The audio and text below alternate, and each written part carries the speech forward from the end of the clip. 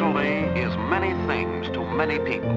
Art, romance, scenery, history.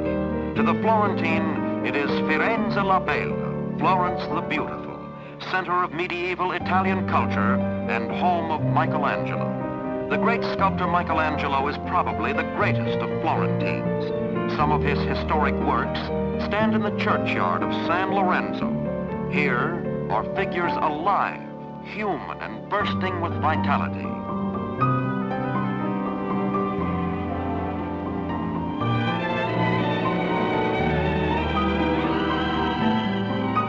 The Italy of Michelangelo is the Italy that led Europe out of the Dark Ages and into the glorious light of the Renaissance. Adriatic is built on a cluster of small mud islands, has canals for streets, gondolas for taxi cabs. 400 bridges cross the canals, and ornate palaces stand along the banks. Much of the political and commercial importance of Venice has been dimmed by the years, but it is still famed for its color and romance in a novel setting of water where streets should be. Your fuel comes by boat. So does the doctor, and the ambulance is a hospital ship. All the comings and goings are limited by the 500 miles of canal that delineate the city.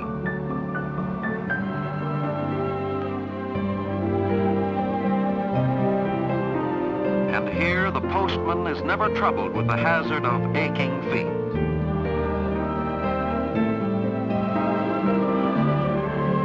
On moving day, you barge in on your new neighbor. The merchant of Venice has been doing business at the same old stand and in the same old way for many centuries.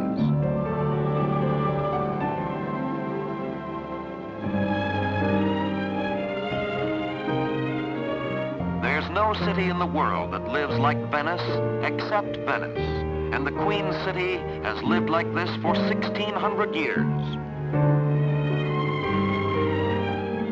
Of course, they didn't start right off with a fire department full grown and all the other modern trimmings.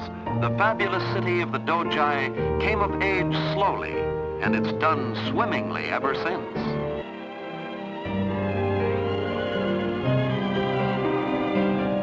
Yes, everything is done by boat. Even the traffic cop is waterborne, and to passenger and driver alike, he is all wet.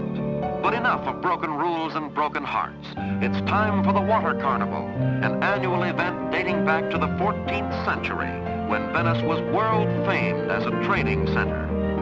500,000 persons line the Grand Canal, the Broadway of Venice, to see hundreds of gondolas and gondoliers in a magnificent procession. The Venice of yesterday lives on in a colorful panorama of history. States like Florence, ruled by the Medici family, helped nourish the spark of genius that today draws thousands of visitors to Firenze la Bella each year. If towers were a sign of affluence in older times, then San Gimignano was a wealthy place indeed, for the picturesque little walled town boasts of 14 lofty structures that dominate the surrounding countryside. Castle Brolio at Chianti is one of the best preserved of Italy's ancient castles. Built in 1100, the castle has been lived in continuously by the Ricasoli family. Shelled and bombed in more than one war, Brolio was headquarters for the Nazis until the British drove them out in 1944. But now, the setting is peaceful. The grape harvest is underway at Castle Brolio. Hundreds of workers, operating as they have for the past 1,000 years, pick the crop in the hilly vineyards. They work with a will, because the owner has instituted a profit-sharing plan that assures each family of food and revenue.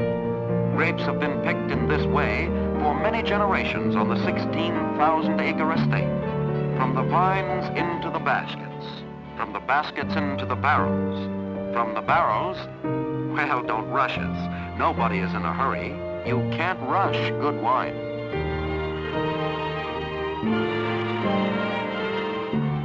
Bunches of grapes tied to the horns of the oxen signal that the day's work is done, the harvest is complete, and all is well at Castle Brolio.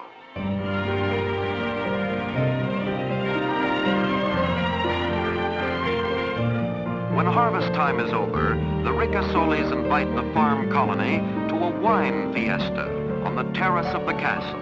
The Baron and his family greet each worker individually.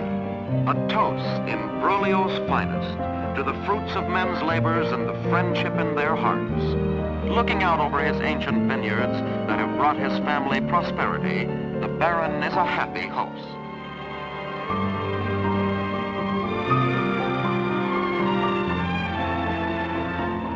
Siena, another city rich in history and medieval tradition, is sometimes called the City of Dreams. Centuries of spectacle and splendor come into sharp focus in the famed piazza or public square. Endless associations, historical, political, and social, are connected with it. The very web of Siena's history has been spun about the old world square, in which war and peace have alternately flowed. Today, the setting is peaceful, and the only shouts are those of the vendors selling their wares. But once a year, the old city rouses itself, turns back the pages of history to revive a gay, colorful pageant dating back to the 13th century. This is the Palio of Siena, one of the oldest and oddest of horse races in the world. The word palio means flag or banner, and Siena is flag bedecked for the occasion. The centuries unfold in Siena's ancient square, where thousands of gaily costumed spectators watch the preliminary phase of the pageant, when flag waving is more than just a phase. Contestants represent the city's many contrade, or zones. Rivalry is keen amongst the standard bearers, whose adroit handling of the flags is eagerly followed by their cohorts in the crowded square. On a given signal, the flags are tossed in the air and caught again. They ride bareback in the Palio of Siena, and each horse has been blessed. Now it's every man for himself in the classic race in Siena's circular campo. Padding is hung along the walls at the turns to protect the riders should they fall, and fall they do.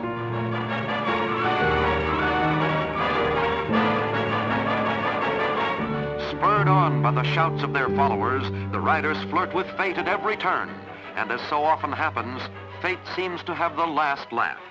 But when centuries of tradition are holding the reins, the risks never seem too great, and tradition brings out the best in both man and mount.